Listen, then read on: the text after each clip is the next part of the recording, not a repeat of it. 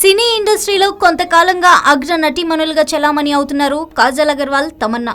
దక్షిణాదిలో వారి హవా కొనసాగిస్తున్నారు. అయితే ప్రస్తుతం వారి తమిళ సినిమా కెరియర్ ప్రమాదంలో పడబోతుంది. కాజల్, తమన్నాలతో పాటు అమీ జాక్సన్ ను కూడా తమిళ సినిమా రంగం నుంచి బహిష్కరించాలని ఒత్తిడి తెస్తున్నారు. కారణం పెటా.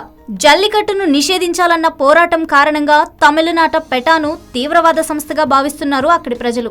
ఆ సంస్థపై, దానితో సంబంధం ఉన్న వారిపై తీవ్ర ఆగ్రహం వ్యక్తం చేస్తున్నారు తమిళ తంబీలు. ఇప్పటి వరకు పెటాకి బ్రాండ్ అంబాసిడర్లుగా ఉన్న తమిళ ప్రముఖులంతా ఇప్పుడు ఆ సంస్థ నుంచి వైదొలిగారు. అయితే కాజల్, తమన్నా, అమీ జాక్సన్ వంటి హీరోయిన్లు మాత్రం పెటాతో కొనసాగుతూ ఉన్నారు. అలాగే నడిగర్ సంఘం ఇటీవల నిర్వహించిన మౌన పోరాటంలో కూడా వీరు పాల్గొనలేదు.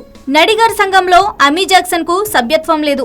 దీంతో సభ్యత్వం కలిగిన కాజల్, తమన్నాను బహిష్కరించాలన్న డిమాండ్ వస్తుంది. దీంతో ఈ ఇద్దరికి నోటీసులు జారీ చేయాలన్న ఆలోచనలో నడిగర్ సంఘం భావించారట.